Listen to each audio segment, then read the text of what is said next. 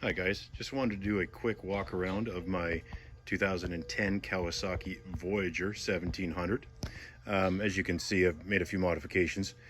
I bought the bike used last year and it has 75,000 miles on it, so it was a little wore on the paint side of things. So refreshed all that, and while I was at it, had the bike apart, I decided to make a few other changes at the same time. So starting at the front here, actually new to me, I believe it's called a long ride shield. This is the 12-inch light smoked.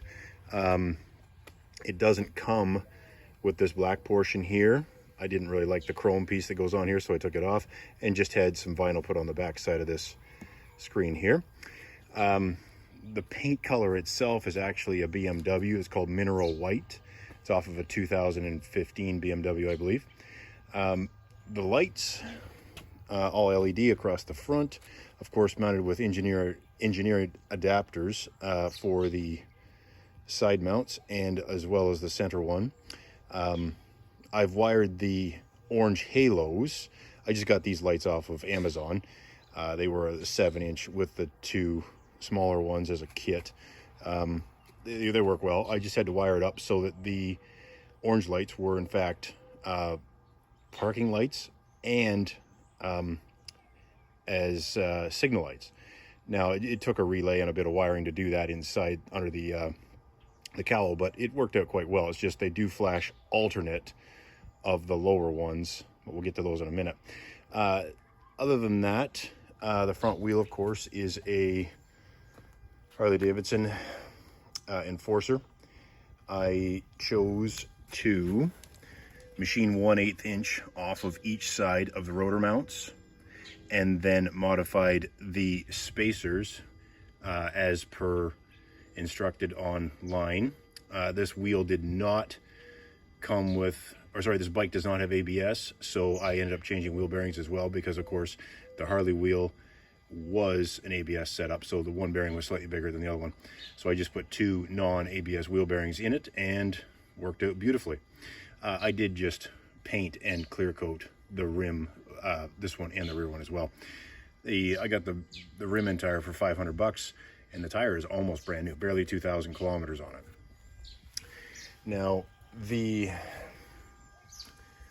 pod lights here are a T3 from Denali Electronics. They use both the orange or amber signal lights and a white driving light that has both bright and dim. These things are great. I just drilled a hole inside the actual crash bar and then wired it up into the other, so it will work, as I was saying, alternate, but it does do a good job. So moving on, the highway pegs were on the bike when I got up, so I'm not 100% sure what type they are. On as far as engine wise, made my own air intake. I haven't got a plate made up here yet to fill in this V. Engine coolant wise is, I swapped it out to engine ice, which made a tremendous difference, as well as the Ivanized tuning. Now, even riding two up on a 90-degree day, engine temperature never goes over the halfway mark, even in town. My wife has some hip issues, so I had to modify the passenger footrests here. I had to lower them and bring them out slightly compared to where they were, just so she fit a little easier. The seat is an actual Mustang Vaquero seat. I put a Mustang bracket on the back of it and then two washers underneath of it to space it up enough so that it fit on properly, but it seems to work quite well, just still breaking it in. I also have both backrests, which is very important for if you're carrying a passenger around.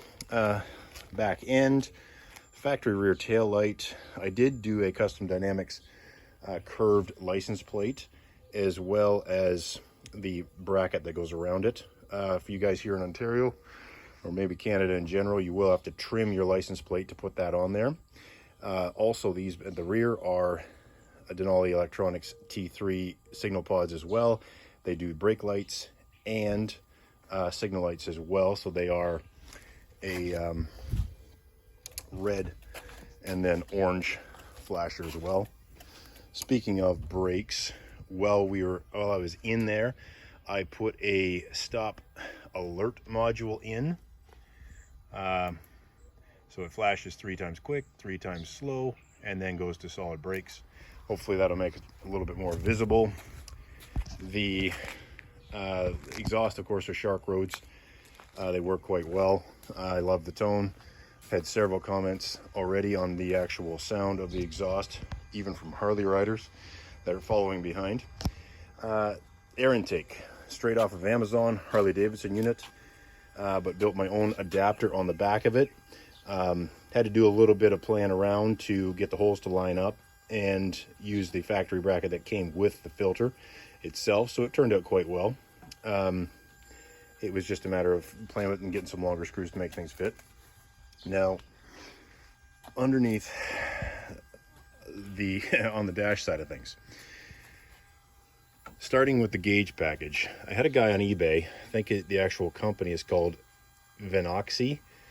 If you look them up on eBay, he will make you custom gauges however you want them to be.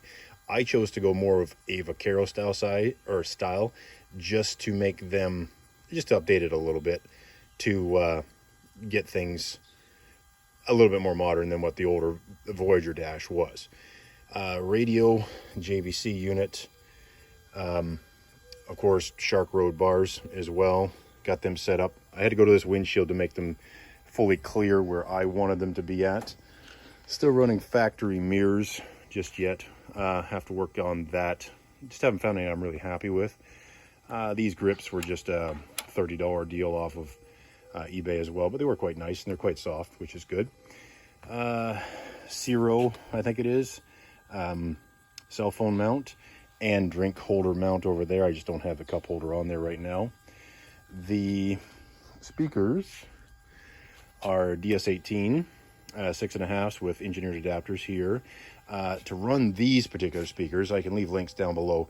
You have to run a 1/2-inch spacer in here, which I just haven't got yet, so I just simply have spacers on the actual screws holding the speaker out, just because otherwise it hits back in here on the mount.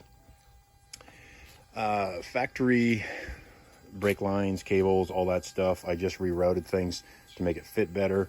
I ended up taking the block for the splitter on the front, because this bike does not have ABS.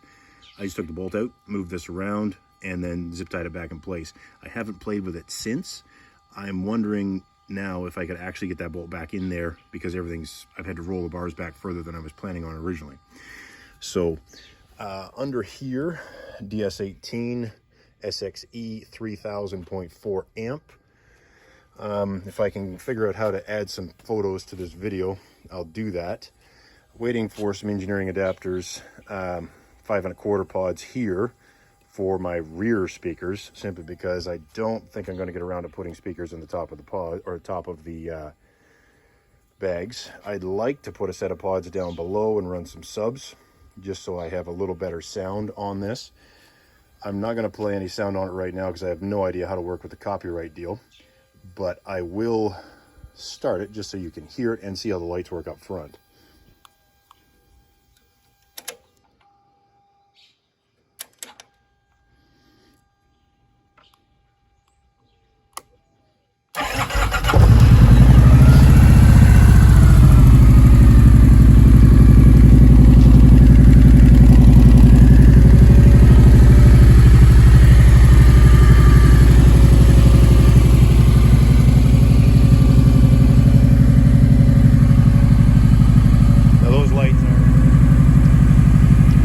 Lights are super bright.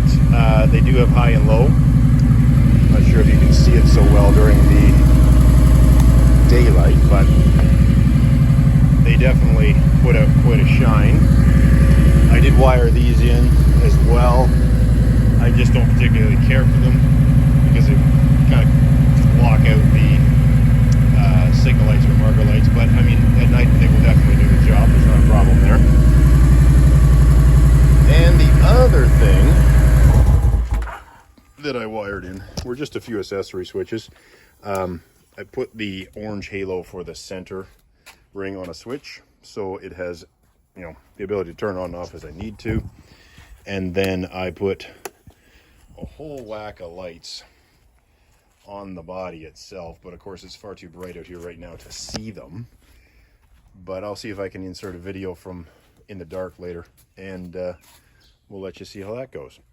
I also put, to sort out all these LEDs, I had to put a custom dynamic signal stabilizer in on it, just to make sure everything would not flash too quickly. And it's worked out quite well. I'm quite pleased. So if you have any questions, comments, suggestions, leave a comment below, and we'll go from there. Thank you.